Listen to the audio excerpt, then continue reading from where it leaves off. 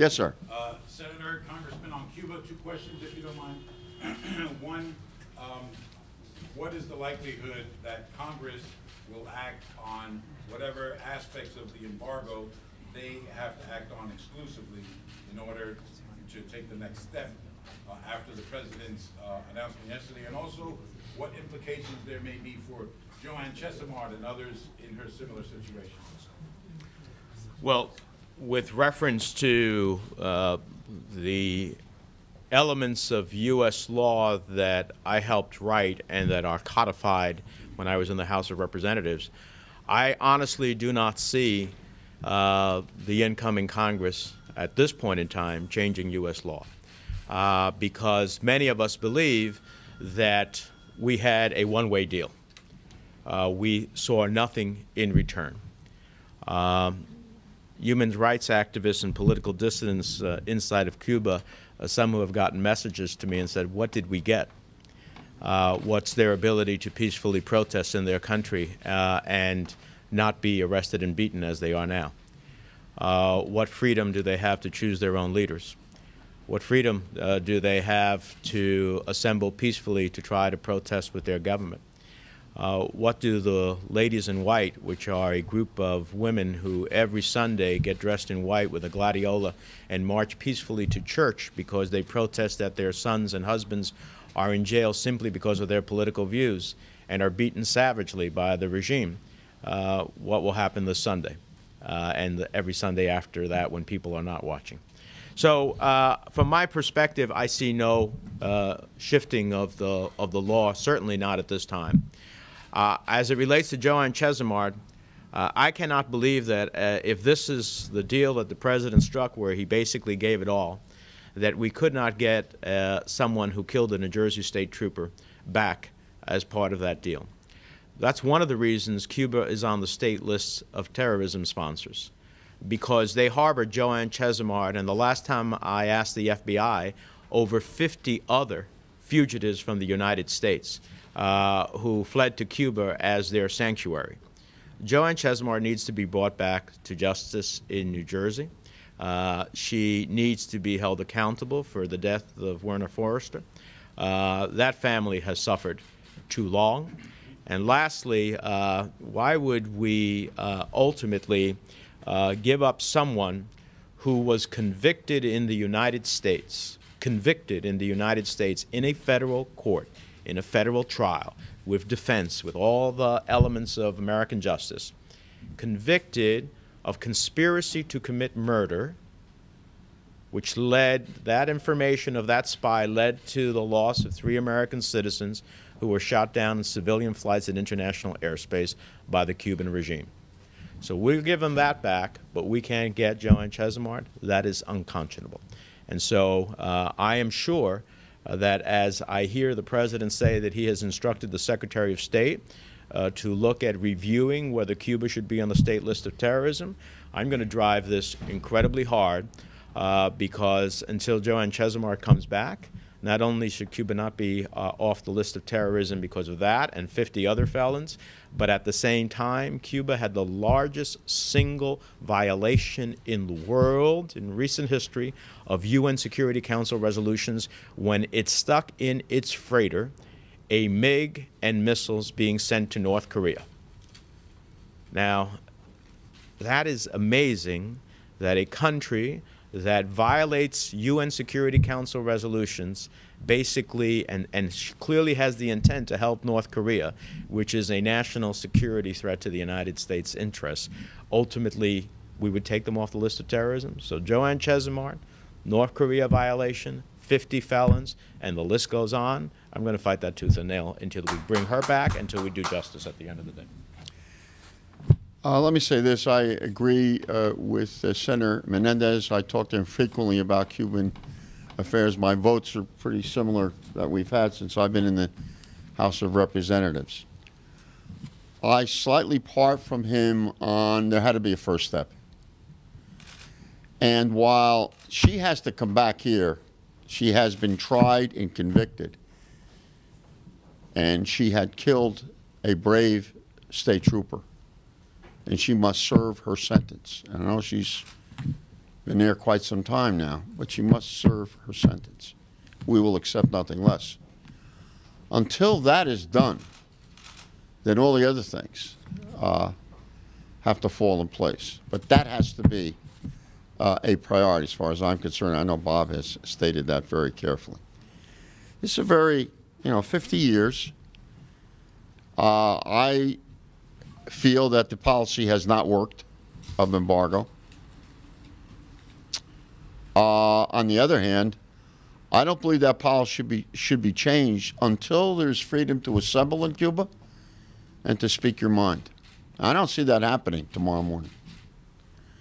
And that would be one of the conditions that I would look at.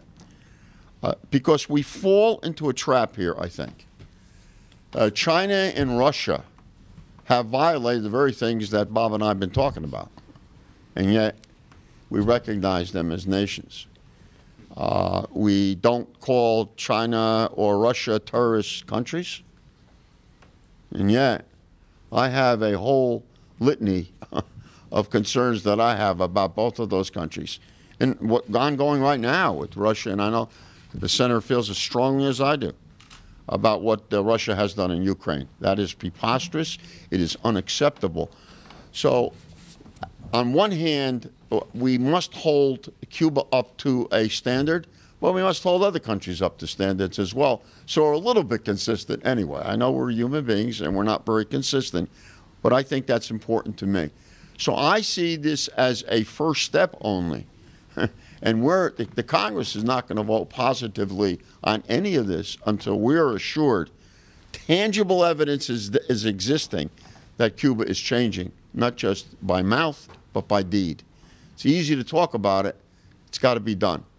And I have not seen good faith on the part of the Cuban government yet. Certainly this exchange is something that we need to look at, and we thank the Pope for his involvement.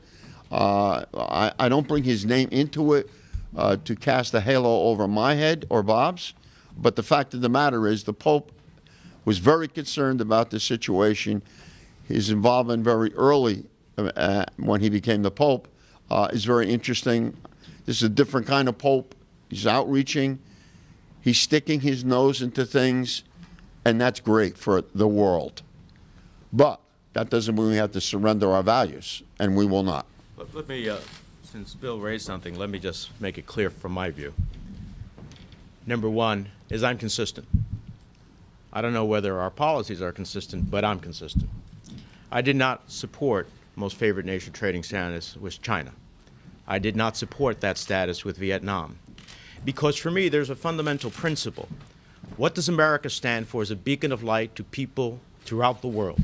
And I can tell you, as someone who has traveled throughout the world over the last 22 years, and certainly in the last 2 years as the chairman of the Senate Foreign Relations Committee, it's about democracy. It's about human rights. It's about the very fundamental things that we take for granted in the United States that people desire so strongly. It's about being able to choose who governs you, and being able, as Americans are protesting across this country right now, because they feel that the system of justice is not necessarily providing justice, to be able to do so without unreasonable and unlawful arrest. It is about being able to worship at the altar that you choose. It is about being able, with the sweat of your own personal effort, to achieve goals. So I'm consistent. I'm consistent on China because, listen, after what, nearly 50 years with China, what do we have? Forced abortions, prison camp labor, child labor, ethnic cleansing in Tibet, exile of the Dalai Lama, Tiananmen Square, and I can go on, hacking into the United States of critical elements. In Vietnam, I had the president of Vietnam come visit the Senate Foreign Relations Committee, and when it came time to talk about human rights and democracy, he got up and left the meeting. So I am consistent because I believe that America stands for a fundamental principle, an idea and an ideal that is uniquely American. And when we talk about American exceptionalism, this is at the core of American exceptionalism. So this is beyond Cuba for me. It's about, are we going to stand for the principles of democracy and human rights, and are we going to stand for them by action, not just by words? Can you take a couple more? Anybody? Sir, I wanted to say yesterday that not consulted, even in your role as chairman of the Foreign Relations Committee, and the fact that you came within a few months of being born in Cuba yourself, you were not consulted by the administration at all? No. What does that say about the way President Obama is conducting foreign policy? Well, it seems pretty amazing to me that as it relates to global questions, there are different people in the Congress who have different expertise.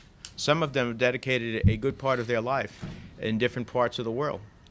Certainly, by virtue of my family, I have focused on the question of Cuba before I ever came to the United States Congress. For 22 years, I focused on the question of Iran when no one was paying attention to Iran. And as a member of the House Foreign Affairs Committee, I found out that Iran was getting U.S. voluntary contributions to the International Atomic Energy Administration beyond our membership dues to do what? To create operational capacity of the Bushehr nuclear facility. Not in the national interest of the United States, not in the national security of the United States, certainly not in the national interest and security of the ally, the State of Israel. And I led a successful drive. I mention that because in some places, there are those of us who have spent a very long time looking at the facts, looking at the policies, looking at the realities of these countries, not as we wish them to be, but as they are, and understanding as they are, how do you try to deal with them to change them in the course of action. In this respect, I must say that at many times the administration is rather insular in not reaching out to those who have a good deal of knowledge and expertise in various areas that could help them, at least inform them.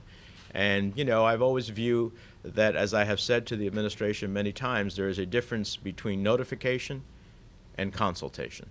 Consultation means you say to me, I'm thinking about doing X, Y, or Z. What do you think? If I were to do that, how should I do it? What do you think we could achieve the best out of it? And that's consultation. Notification is when you get a call and you say, we're going to do the following things tomorrow. Senator, Congressman, among the tax measures that you all dealt with was the rail commuter tax. To understand that, I mean, if it's going to be done or expire at the end of the year, would that mean what the filers, people who could claim this, they wouldn't be able to claim this $250 credit in this coming tax season? Well, that was in the budget you're talking about. Correct. This Tax extension. In the tax, yeah, in the tax measures that you all just passed. And I voted no for a lot of reasons which I expressed at the time. And if I had to do it over again, I would have voted no twice. So what are you asking me? Well, I'm asking about the There are a lot of good stuff in there. Provision. Let me join Bill. Look, there's a provision that I've argued for along with Senator Schumer, which is to give equal equity to transit riders, as we already have permanently in the code, to those who use their car and get a deduction to go to work and do business. Well, transit riders who have to go to work as well should get a deduction, a credit as well. Now, unfortunately, as a member of the Senate Finance Committee, we passed a 2-year bill. I'd like to see some of these elements. I think this is a good public policy that makes a lot of sense, gets people to work, gets sales forces to work, does it in a way that pollutes the environment a lot less, and ultimately spends a lot less time in traffic. So there's a whole host of public policy reasons why it should be permanent. But we cannot get our Republican colleagues to agree to that. So we asked for a 2-year bill so that at least people could prospectively think about what are the tax consequences in this case and in others. Unfortunately, we could not get the Republicans to agree to a 2-year bill. So the nature of your specific question, Leon, is that, in fact, the time frame to get the benefit of the commuter credit is very limited. And we are working to try to get a determination that it can be at least retroactive, and of course part of that is proof points. But so we're working to try to make that happen, and I hope it will. But this is a perfect example of why short-term tax bills at the end of a calendar year make no sense in terms of public policy. Yeah, actually the tax bill lasts for 2 weeks because we already finished the year. It is full baloney, total baloney. That's what it was. So people wouldn't be able to No, the money had already been spent, which makes it even more hypocritical. And we're going to do the same thing in 2015. That's our tax bill. And I will not vote for that. It's a charade, period. I will not vote for that. Bob, you have the last question. Okay. Senator and Congressman, there are a lot of organizations inside the Jewish community in New Jersey and elsewhere that have close relationships with Cuba, particularly the Jews of Cuba. They're anxious for more loosening of the restrictions. What do you say to them? Do you have any? I mean, what is your answer? Or is there one? First of all, there's no one in the United States Senate who has a stronger record about the U.S.-Israel relationship and my support of the community, but I would say they're dead wrong. They're dead wrong for the following reason. Smoking a cigar made by hands that don't get paid a wage directly, but are in essence slave labor, and sunning yourself in Varadero, and having a Cuba Libre, which is an oxymoron, does not liberate the people of Cuba. Now, nurturing the Jewish community or any other community of faith in the country is always a positive thing. And I actually was the one who got a special license, notwithstanding our law, so that a group of Jewish Americans could help rebuild the synagogue in Havana. That's a good thing. But I got to be honest with you, I see a lot of these trips, and there's a day or two of the community, and the rest of the time, we're on the beach. Well, being on the beach doesn't liberate the Cuban people. Going to a hotel that is co-owned by the state and co-owned by the military doesn't free the Cuban people. A hotel which until just very recently, a Cuban could not even go into in his own country. So I would say to my friends in the community, we're all for nurturing the Jewish community in Havana.